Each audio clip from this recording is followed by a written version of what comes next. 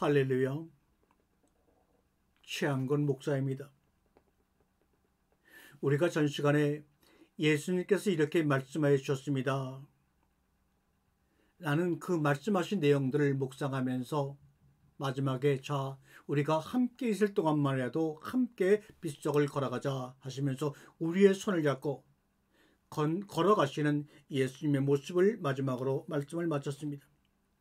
저는 이렇게 말씀하신 우리 예수님의 그 말씀에 대하여 오늘 시간에 부족하지만 주님, 예수님, 저는 이렇게 대답하고 싶습니다. 라는 마음으로 오늘 여러분과 함께 이 말씀을 전하려고 합니다. 저는 이렇게 말씀하였습니다. 대답하고 싶습니다. 라고 하는 첫 번째는 바로 예수님의 부활에 관한 제 마음속의 감동입니다.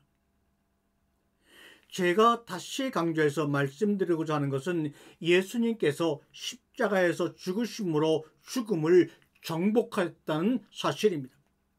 십자가에 돌아가신 후 3일 만에 그분은 진리의 권능으로 무덤을 열고 부활하셨습니다. 그리하여 그분은 우리의 삶 속으로 걸어 들어오셨고 우리들의 고통의 정원을 방문하여 주셨습니다. 예수님 그분은 어느 정신적 지도자들의 유언처럼 비석에 쪼개진 틈에 숨어 있는 것이 아닙니다. 우리 예수님 그분은 죽음을 정복하고 부활하셔서 우리들의 현실적인 삶과 영혼 속으로 다가오셨습니다. 들어오셨습니다. 그분을 사랑하는 우리들은 두 눈으로 그분을 똑똑히 보았습니다. 그리고 우리는 그분이 우리들이 추구해야 할 것들을 가르치실 때 우리의 손으로 그분을 만져보기도 했습니다. 물론 저는 사람들이 그분의 부활을 잘 믿지 않는다는 것을 압니다. 저도 처음에는 그런 사람 중에 한 사람이었습니다. 그런 사람이 아직도 많다는 것도 압니다. 그러나 그런 사람들의 숫자는 점점점 줄어들 것입니다. 악기 속에 들어있는 아름다운 음료를 발견하기 위해 하프나 수금을 피아노를 뜯는다고 그 속에서 아름다운 음료를 발견할 수 있을까요? 아니지요. 멀잖아 열매가 맺힐 나무의 열매가 지금 보이지 않는다고 해서 그 나무가 열매를 맺지 못하는 나무라고 단정할 수 있을까요? 아니지요. 사람의 목소리를 발견하기 위해 그 몸을 해부한다고 목소리를 발견할 수 있을까요? 그렇다고 공기를 붙잡아 물어볼 수도 없는 노릇이지요. 많은 세상의 사람들이 거의 다 우리 예수님을 미워했습니다. 왜냐하면 그분을 추종하는 사람들이 그분을 하나님의 아들이라고 말했기 때문이지요. 그들은 예수가 사람들로부터 추앙받는 것을 시기했습니다. 그뿐만 아니라 그들은 자신들 서로도 시기하고 미워했습니다. 그들은 각자 자기 자신만이 옳다고 생각하여 다른 사람들을 배척할 뿐만 아니라 형제가 되려고도 하지 않았습니다. 또 사람들은 그분이 남자와 동침하지 않은 처녀의 몸에서 태어났다는 이유 때문에 그분을 미워했습니다. 하지만 사람들은 많은 어머니들이 순수한 영혼을 간직한 채 무덤까지 간다는 것과 많은 남자들이 자신의 육체적 갈증을 전제하면서 무덤으로 내려간다는 사실은 알지 못하고 있습니다. 영으로 난 것은 영이요 육으로 난 것은 육이라는 사실을 모르는 것이지요. 누구든 영적인 눈을 떠야만 예수님께서 동정녀의 몸에 잉태된 뒤 태어났다는 사실을 이해할 수가 있습니다. 이렇듯 그분을 사랑하는 사람들과 그분을 미워하는 사람들, 그분을 믿는 사람들과 그분을 믿지 않는 사람들 사이에는 깊은 계곡과 강이 놓여 있었습니다. 그렇지만 사랑이 그 공간을 메워 다리를 놓아주면 사람들도 그분은 우리의 삶과 영혼 속에 부활하셔서 결코 죽지 않는다는 사실을 알게 될 것입니다.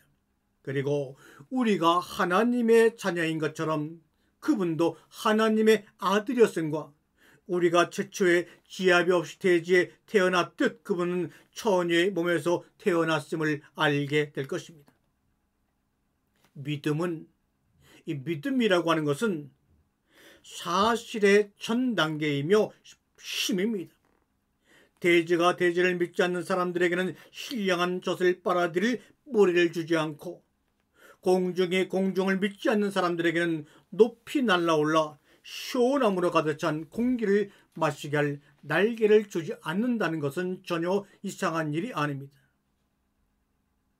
그렇지 않습니까? 이번에는 예수님의 희생에 관하여 주님의 말씀에 대답하고 싶습니다. 사람들은 대부분 자신이 보고 들은 것만 믿으려고 합니다만, 우리 믿음의 사람들은 보고 듣지 못한 것들도 믿어야 합니다. 왜냐하면 사람의 눈은 매우 한정적이고 귀도 적당한 거리에 있는 것만 들을 수 있기 때문입니다. 진실은 우리가 보고 듣지 못한 것들에 더 많이 존재합니다. 그리고 때로는 침묵의 말보다 더욱 값질 때도 있습니다. 여러분은 예수께서 치욕스러운 죽음의 길을 택하지 않고 살아남아 자신을 따르는 추종자들을 박해로부터 구해낼 수도 있었지 않았느냐고 물을 수도 있습니다. 그러면 저는 이렇게 그분들에게 대답하고 싶습니다. 그분은 얼마든지 자신 앞에 놓인 운명을 바꾸어 살 수 있었지만 자신의 생명을 구하려 하지 않았고, 한밤의 이리때로부터 자신의 양떼를 지킬 수도 있었지만 그렇게 하지 않으셨습니다. 그분은 자신의 미래와 자기가 사랑하는 제자들의 미래를 너무나 잘 알고 있었습니다. 또한 우리의 미래를 너무나 잘 알고 계십니다. 그뿐만 아니라 우리 모두에게 무슨 일이 일어날지도 알고 있었습니다. 그러나 그분은 자신의 죽음에 연연하지 않았습니다. 그분은 마치 농부가 수확한 곡식을 모아두었다가 봄에 그것을 뿌려 가을에 수확하기를 바라듯, 건축가가 집을 지을 때 가장 큰 돌을 모퉁이돌을 놓듯이 자신의 죽음을 그렇게 사용하셨습니다. 우리들 중 저와 몇몇 제자들은 갈릴리와 레바논 지방에서 온 사람들입니다. 우리의 스승인 예수는 우리들과 함께 고향으로 돌아가 그곳에서 즐겁게 인생 전반기를 보내고, 나이가 들어서는 지나간 일들을 회상하는 그런 편안한 삶을 살 수도 있었을 것입니다. 그런데 무엇이 그분의 그런 길, 고향으로 돌아가 그곳 사원에서 어느 사람들처럼 애언제에 대한 글이나 읽고 마음의 유안을 찾는 그런 삶의 길을 막았을까요? 그분은 또 이렇게 말할 수도 있었습니다. 이제 너희들은 가족의 부모로 돌아가라. 이 세상은 아직 나를 맞이할 준비가 되어 있지 않다. 나는 1000년 뒤에나 다시 올 것이니 내가 다시 올 때를 기다리며 너희 자손들을 잘 가르치도록 하라. 이렇게 말합니다. 그분은 얼마든지 고향으로 돌아갈 수도 있었고 제자들을 집으로 돌려보낼 수도 있었지만 그렇게 하지 않으셨습니다. 오히려 그분은 눈에 보이지 않는 성전을 짓기 위해 자기 스스로가 그 사원에 모퉁이돌이 되고 우리들을 그 주변에 벽돌이 되게 하여 세상 구원의 일부를 담당하게 하신 것이고 하시고 계십니다. 우리는 눈에 보이지 않거나 귀에 들리지 않는 것도 믿어야 합니다. 그것이 우리 인생에 더 큰 힘이 되기 때문입니다. 그분은 이 세상에 하늘나라의 나무를 심기 위해서는 나무의 수액이 그 뿌리로부터 솟아 올라야 한다는 것을 아셨고 그 뿌리에 자신의 피를 부어야 한다는 것을 아셨으며 그러기 위해서는 자신의 희생이 필요하다는 것을 아신 분입니다. 그러므로 예수 그분의 죽음은 단순한 죽음이 아니라 하나의 계시입니다.